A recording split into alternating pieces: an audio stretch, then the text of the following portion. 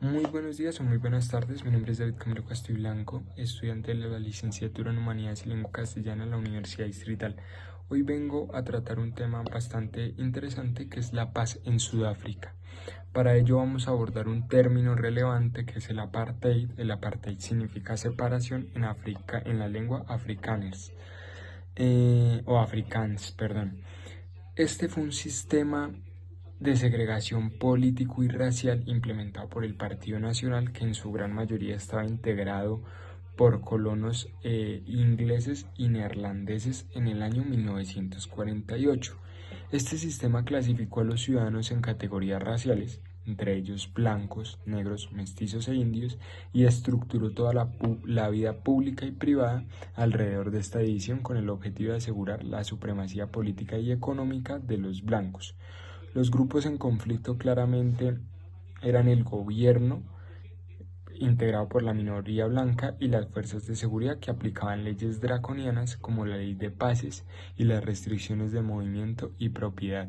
Y por otro lado, la mayoría negra, organizada en movimientos de resistencia, siendo el principal el Congreso Nacional Africano. Inicialmente fue pacífico, pero luego optó una lucha armada a través de su brazo militar. Tras masacres como la de Sparville, me perdono la pronunciación, en 1960, la comunidad internacional y la disidencia interna blanca también jugaron un rol crucial en contra del régimen. Ahora vamos a hablar de una persona muy influyente en este proceso, que fue Nelson Mandela.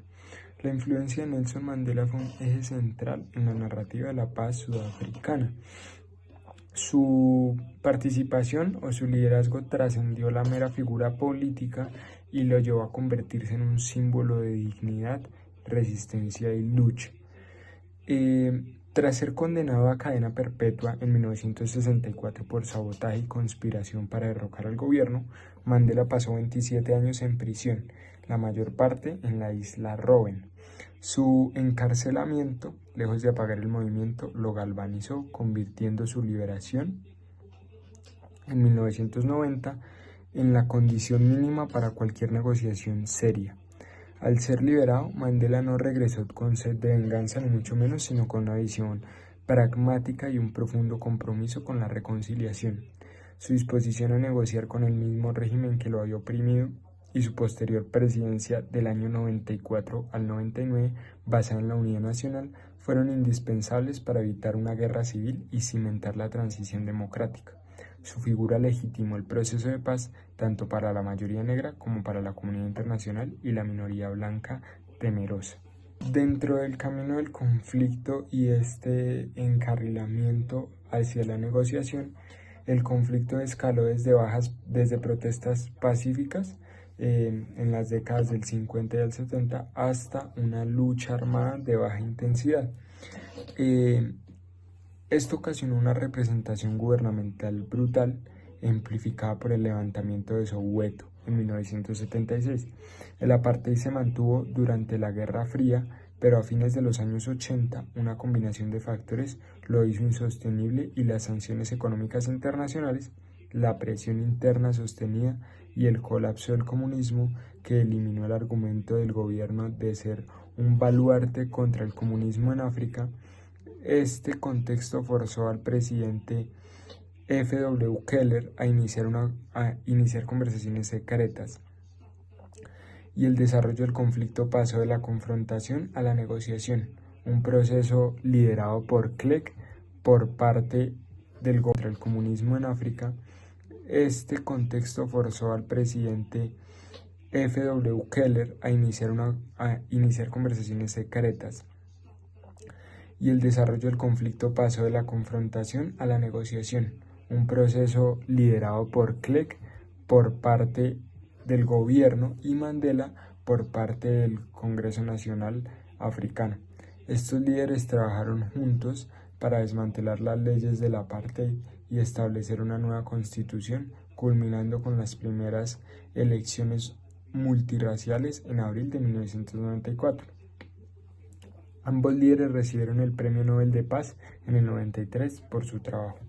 Otro elemento muy importante dentro de este conflicto fue la implementación de la Comisión de la Verdad y la Reconciliación. Esta se utilizó para abordar los crímenes cometidos por el apartheid sin tomar juicios revanchistas que habrían desestabilizado la transición al nuevo gobierno del Congreso Nacional Africano. Y se estableció la Comisión de la Verdad y la Reconciliación en 1995, presidida por el arzobispo Desmond Tutu. Este fue el mecanismo central para lograr que la paz fuera duradera. El modelo de la CVR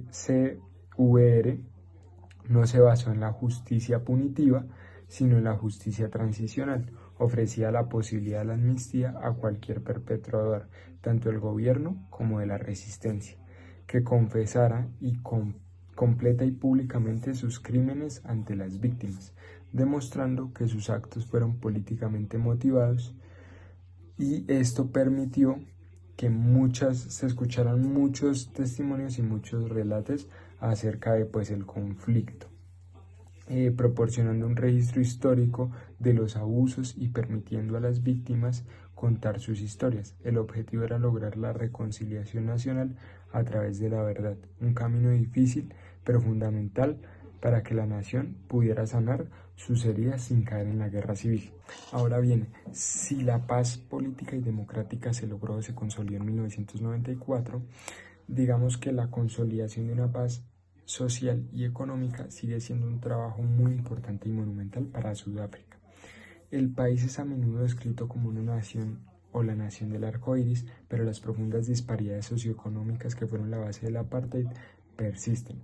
La riqueza de la propiedad y la propiedad de la tierra, el acceso a oportunidades económicas siguen estando desproporcionadamente en manos de la minoría blanca, resultando en uno de los coeficientes de Gini más altos del mundo. La máxima desigualdad. A esto se suman problemas de corrupción dentro de la clase política y las altas tasas de crimen y desempleo juvenil. La paz en Sudáfrica es por tanto un proceso continuo que busca ir más allá de la opresión legal. O sea, más allá de todo lo que mencionábamos de que las personas de cierta raza puedan estar en los lugares públicos, la paz tiene que ahora, que ya alcanzó, digamos que esas estancias, ir más allá, permitirles más oportunidades de trabajo, acceso a la salud, acceso, digamos que a las mismas oportunidades que tienen esta minoría blanca, que aún más allá de la paz no las están consiguiendo. Es decir, que la paz es una lucha diaria por la justicia económica y la inclusión social que garantice la promesa de una vida digna para todos los ciudadanos, y esta se puede hacer realidad en Sudáfrica. Este fue a grandes rasgos la explicación de lo que ha sido el proceso de paz en Sudáfrica, un poco sintetizado, y espero hayan entendido y comprendido muy bien el tema.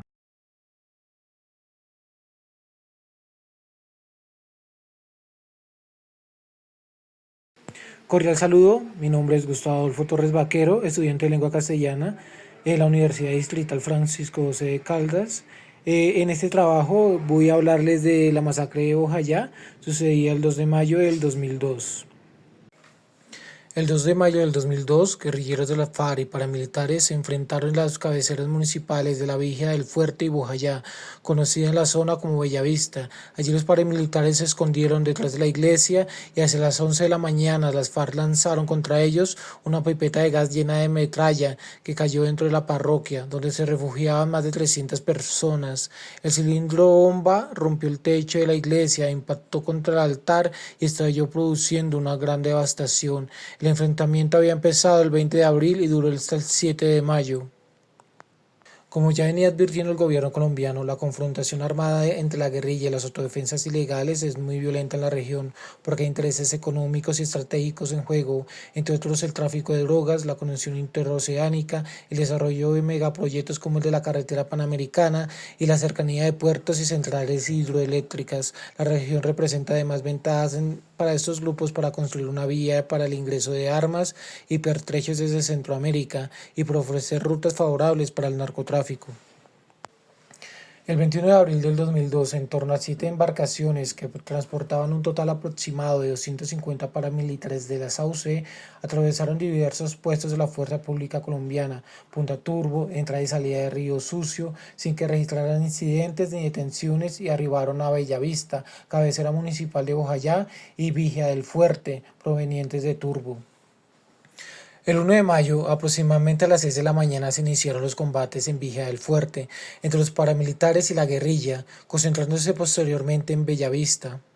Por ese motivo, los habitantes comenzaron a refugiarse en la iglesia, en la casa cural y en la casa de las misioneras agustinas. Durante los enfrentamientos que continuaron todo el día y parte de la noche, la población albergada en los refugios ascendió a un número aproximado de 1.500 personas.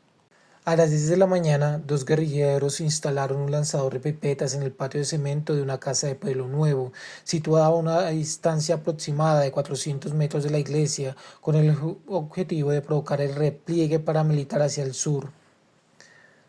A las 10:30 aproximadamente, la primera pipeta cayó en una casa civil ubicada aproximadamente a 50 metros de la iglesia, ocasionando daños materiales. Seguidamente, una segunda pipeta cayó en el patio trasero del puesto de salud sin estallar. Aproximadamente a las 10:45, la tercera pipeta estalló al atravesar el techo de la iglesia e impactar en el altar.